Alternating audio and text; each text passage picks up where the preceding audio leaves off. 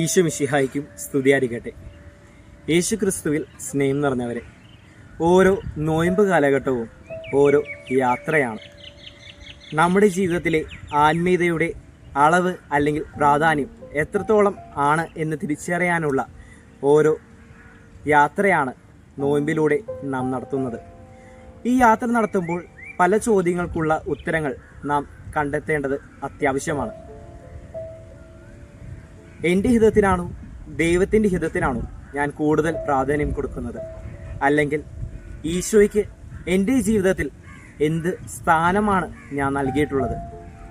എൻ്റെ ആത്മീയതയുടെ അളവ് എത്രത്തോളം മെച്ചപ്പെട്ടു എന്നൊക്കെയുള്ള ഓരോ ചോദ്യങ്ങൾ ഈ നോയമ്പ് കാലഘട്ടത്തിൽ നാം ചിന്തിക്കണം.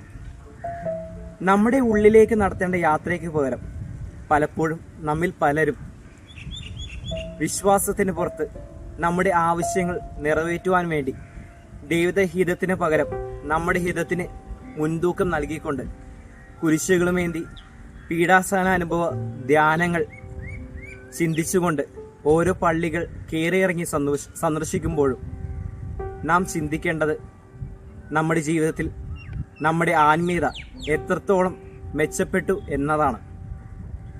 പലപ്പോഴും ആ ചിന്തയാണ് നമുക്ക് ഇല്ലാതെ പോകുന്നത്.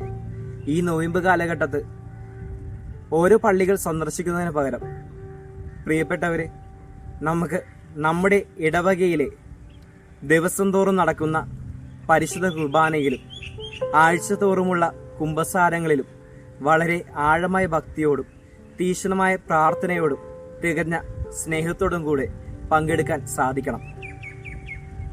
വിശുദ്ധവാരത്തോട് കൂടുതൽ അടുക്കുമ്പോൾ ഈശോയോടുള്ള ഭക്തി കൂടുതൽ നമ്മിൽ ദൃഢമാക്കട്ടെ എന്ന പ്രാർത്ഥനയോടെ നിങ്ങൾക്കെല്ലാവർക്കും നല്ലൊരു നോയമ്പ് ആശംസിക്കുന്നു. എല്ലാവർക്കും ക്രിസ്തുവിൻ്റെ അനുഗ്രഹം സമൃദ്ധമായി ഉണ്ടാകട്ടെ.